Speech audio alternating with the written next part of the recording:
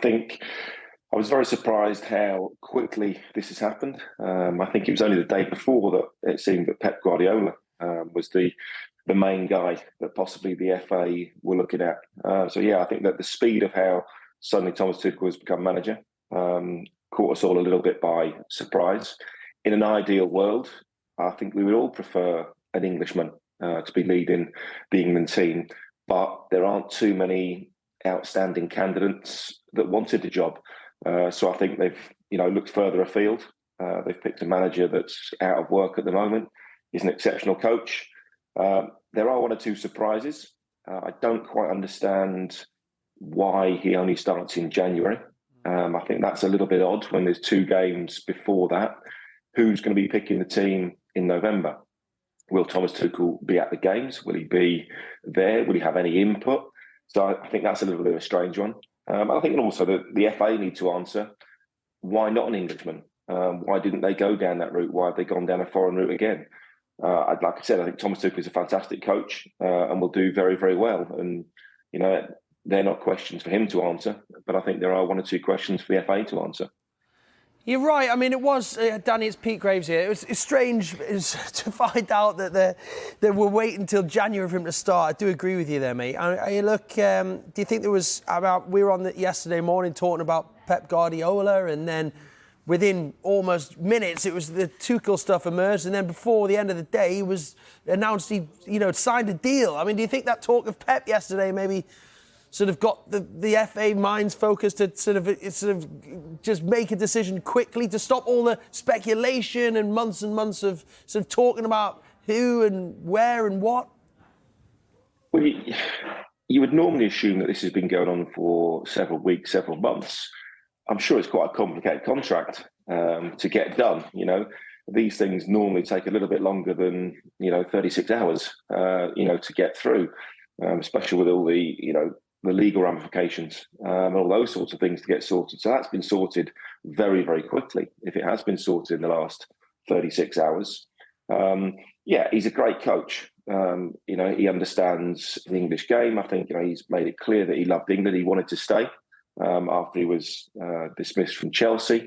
I don't think he had a visa at that time. That's one of the reasons that he had to leave London, and I think he was disappointed about that. So, he loves England. There's no doubt he's a great coach. I think he'd be very, very good for the England team. But again, I just can't quite get my head around why it's only 18 months. And that's quite a short contract for an international manager, because already we're thinking, well, who comes after Thomas Tuchel? It opens that sort of can of worms already. Why only 18 months? Does he have to win the World Cup to get offered a new deal? And then, like I said, why is he not starting until January? The England team, Gareth has moulded that team and changed the whole dynamic of building something, getting the players, get the Lee Carsley sort of taking that on. I just think it throws into doubt. You don't get many games with your players at England. What is the dynamic going to be? Who's going to pick the squad? What style of play is that going to be? Thomas Tuchel often played 3 at the back.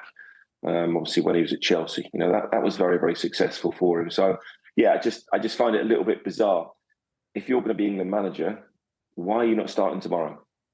I want to go back to a point you made earlier. In an ideal world, the English manager would be English. How big of an issue is the fact that Tuchel is not English? Not only not English, he's German.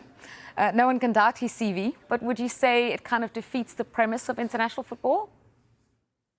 I don't think it defeats the premise. I think, when you look at, without trying to be too disrespectful, a lot of the teams lower down sort of the hierarchy that you don't expect to be winning tournaments, sometimes don't have too much of a choice. They don't have a huge pool to pick from. They don't have too many options. And often you get, foreign managers going at international level. I think the whole point of St George's Park, and obviously bringing Gareth in, was an English manager, an English pathway, for those managers to go through St George's Park, to give them an opportunity, to manage the national team. It looked like it was going to be Lee Carsley, for some time, go down the route what Spain have done. But obviously that's not the case now. For me, it's not an issue in any way, shape or form. It's doesn't matter. It's the best man for the job. In an ideal world, of course, you'd like it to be an Englishman. That pride of playing for your country, of managing your country, is the ultimate. But if you can't find a good enough English candidate who wants the job, and I think that's important, then obviously, you have to look further afield. Unfortunately, I think if results don't go his way, there will be some fans that may be a little bit small-minded that will highlight the fact that he is German, and they will highlight those differences. Unfortunately, there's nothing you can do about that, and he'd have to be prepared for that. I mean, it's interesting. I mean, looking at Lee Carsley, Danny, it all started to sort of unravel a bit for him over the whole ludicrous national anthem situation. And he said, I don't really like to sing national anthems generally. And then all of a sudden that was used really as a stick to beat him with. I mean, now you've got Thomas Tuchel coming in. Surely people aren't going to expect him to stand there and belt out God Save the King, I'm sure. But who knows? You never, like you say, you never know. I mean, there isn't many viable options who are English managers. Eddie Howe's working at Newcastle in a big part of a project there. You've got Graham Potter. But I think there's only 3 English managers in the Premier League or something anyway, which that's a different issue, isn't it? And the thing is, as you say, right man for the job. All Tuchel's got to do is try and win a trophy, which nobody has managed to do, of course, since Sir Ralph Ramsey back in 1966. He's won trophies before. Is he the man to finally do that and deliver a trophy for England, do you think? Well, we have to assume that his remit is you have to win the World Cup because, he's got an 18-month contract. That's it. Surely he's being brought in. That is the only reason, but he's being brought in for. If he doesn't win it, we have to assume that he leaves and somebody else is going to come in. So I think the FA, again, I think, Mark Bullingham in this press conference, they say, well, who comes in after Thomas Tuchel? Why it isn't only an 18-month contract? Why not another 2 years on top of that to go into the Euros as well to be able to build something? So again, it's a short-term contract for an international manager. But yeah, I think there's no outstanding candidate that's available that's English, at the moment. So it's going to be interesting. I think Thomas Tuchel, obviously, he will know a lot of the players. He's worked with a lot of the players before.